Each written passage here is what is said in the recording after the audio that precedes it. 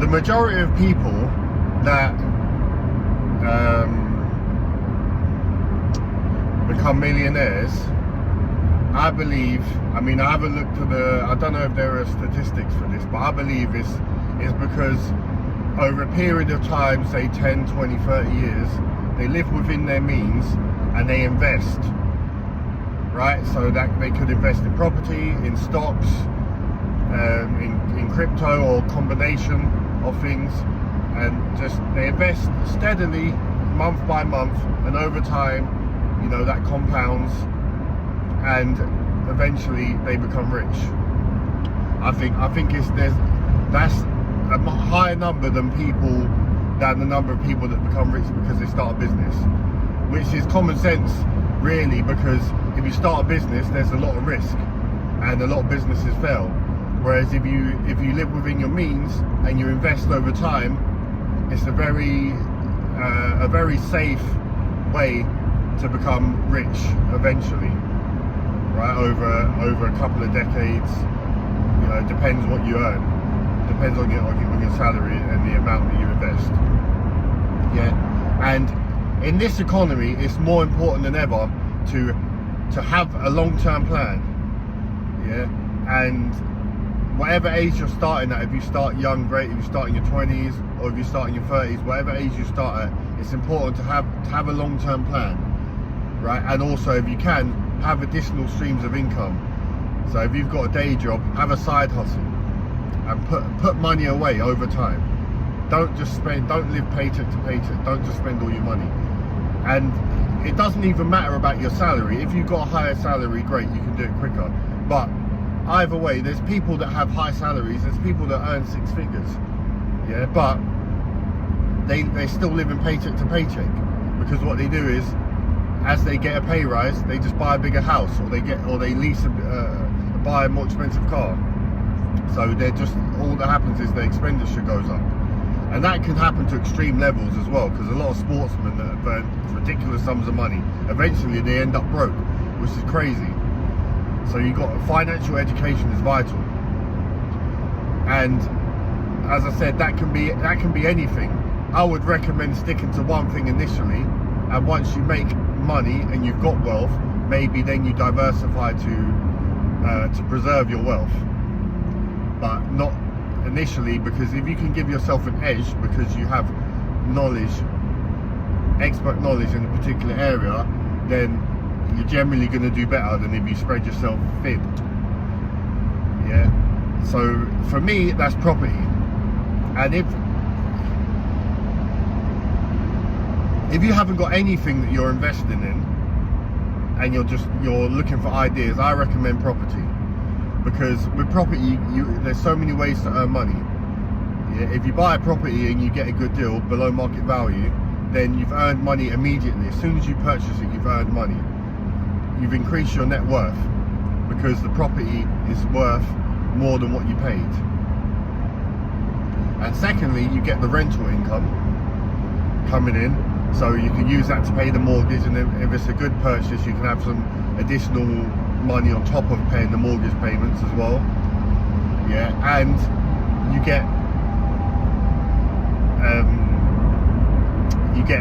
capital appreciation as well, because the value of the house appreciates over time, and that's where it's important to do your research and buy in a good area.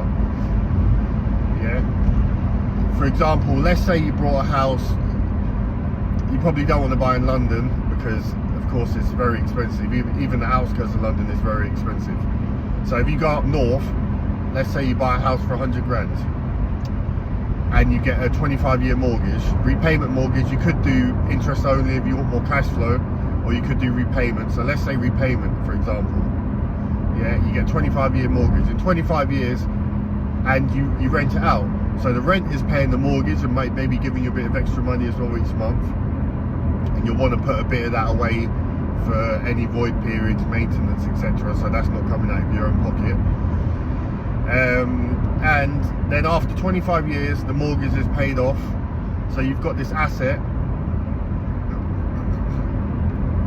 at that point that is completely paid off and has significantly increased in value, because it's pretty much a guarantee that over time it will increase in value. There might be dips along the way, but over time it will increase in value significantly.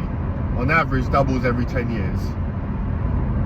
Yeah, at that point you've got options. Then you could sell the house, you could just keep the house and have the monthly cash flow, additional money. You could remortgage the house to have a lump sum of cash. You could sell the house. You've got so many options there. It's very flexible, and you don't even have to wait the 25 years. Let's say after 10 years the house has gone up in value significantly and the mortgage has gone down a lot as well. Yeah, you can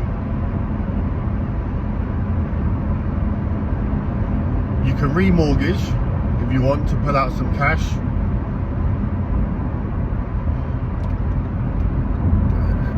You can decide to sell the house and pay off what's left on the mortgage and have a lump sum of cash. There's so many things you can do.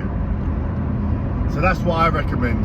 And I would tell people, if they're confused about what to invest in, I would say just try property, because I believe for most people, once they get into property and once they buy one house, they'll think that, and they see how good it is for them, they'll think, okay, they'll buy some more. I think instead of having one, let me buy 2, 3, 4. And over time that can become very significant. And you might be the sort of person, you might have some hesitations because you think you don't want something that takes up a lot of your time, but property doesn't have to. When you buy the property, you find a good management company, they'll take care of finding and vetting tenants. You know, any maintenance they'll take care of. They'll have good contractors that work for them. So of course you'll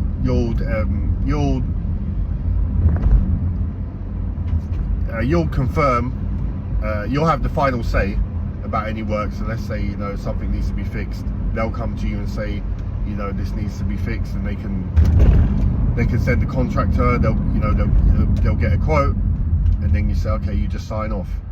But it can be very hands-off and very, very relaxed for you. It doesn't have to take up a lot of your time.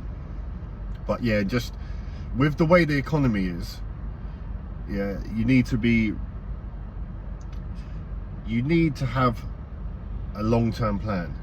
You need to invest in something, stock market, property, something, because what you don't want to do is rely on an income. Yeah, rely on the salary. Yeah, because you don't want to get to like 30, 40, 50 and you're still relying on the salary. You haven't built anything up, you know, and you're in a position where you have to do that job because you've got so many bills to pay, you've got mortgage to pay, and etc. You don't want to end up in that position. That's not a good position to be in. And you don't know what's going to happen in your career path as well. You could have a very secure job one day, and then, you know, the economy changes, technology changes, and then, you know, you're suddenly obsolete. Your skills aren't needed anymore, or you have health issues. You don't know what will happen. Yeah, so you need to. The younger you start investing for your future, the better. You know, if you start in your 20s, by the time you're in your mid to late 30s, you could easily be in a position where you don't have to work anymore. You build up so many assets, you know, and it can happen a lot quicker as well. It depends on your hunger and how much effort you put in. But yeah, and it's never too late to start, but of course, the younger, the better.